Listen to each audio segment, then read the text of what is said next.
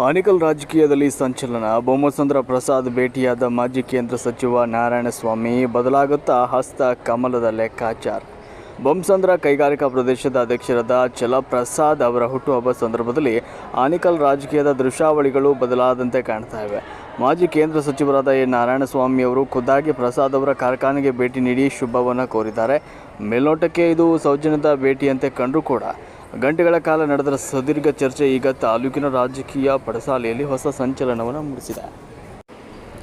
ಆನೇಕಲ್ ವಿಧಾನಸಭಾ ಕ್ಷೇತ್ರದಲ್ಲಿ ಯಾರೇ ಗೆಲುವು ಸಾಧಿಸಬೇಕಾದರೂ ಅದು ಬೊಮ್ಮಸಂದ್ರ ಪ್ರಸಾದ್ ಅವರ ಕೈವಾಡ ಇಲ್ಲದೆ ಸಾಧ್ಯವಿಲ್ಲ ಎನ್ನುವ ಮಾತು ಜನಜನಿತ. ಮೂಲತಃ ಬಿಜೆಪಿ ಕಟ್ಟಾಳಾಗಿದ್ದ ಪ್ರಸಾದ್ ಕೆಲವು ಮನಸ್ತಾಪಗಳಿಂದ ಕಳೆದ ಚುನಾವಣೆಯಲ್ಲಿ ಕೈ ನಾಯಕರಿಗೆ ಸಾಥ್ ನೀಡಿದರು. ಆದರೆ ಈಗ ನಾರಾಯಣಸ್ವಾಮಿ ಅವರು ಮುನಿಸು ಮರೆತು ಪ್ರಸಾದ್ ಅವರ ಕಚೇರಿಗೆ ಬಂದಿರುವುದು ಬಿಜೆಪಿಗೆ ಶಕ್ತಿ ತುಂಬುವ ಯೂಟರ್ನ್ ಸೂಚನೆಯ ಎಂಬ ಪ್ರಶ್ನೆ ಎದ್ದಿದೆ. ಪ್ರಸಾದ್ ಅವರ ಈ ಹೊಸ ರಾಜಕೀಯ ನಡೆ ಆನೇಕಲ್ ಬಿಜೆಪಿಯಲ್ಲಿ ಹೊಸ ಹುರುಪನ್ನು ಮೂಡಿಸಿದ್ದಾರೆ. ಕಾಂಗ್ರೆಸ್ ಪಾಳಯದಲ್ಲಿ ತಳಮಳ ಸೃಷ್ಟಿಸಿದೆ. ನಾರಾಯಣಸ್ವಾಮಿ ಮತ್ತು ಪ್ರಸಾದ್ ನಡುವಿನ ಈ ರಹಸ್ಯ ಮಾತುಕತೆ ಮುಂದಿನ ಚುನಾವಣೆಯ ದಿಕ್ಸೂಚಿ ಆಗಲಿದೆ ಎನ್ನುವಂಥ ಮಾತುಗಳು ಕೇಳಿ ಬರ್ತಾ ಇವೆ. ಪ್ರಸಾದ್ ಅವರು ಮತ್ತೆ ಕಮಲದ ಗೂಡಿಗೆ ಮರಳ್ತಾರಾ ಅಥವಾ ಹಸ್ತದ ಹಿಡಿತದಲ್ಲಿ ಇರ್ತಾರಾ? ಈ ಗುಸುಗುಸು ಸುದ್ದಿ ಅಸಲಿ ಸತ್ಯ ಹೊರಬರಲು ಕಾದು ನೋಡಬೇಕಾಗಿದೆ.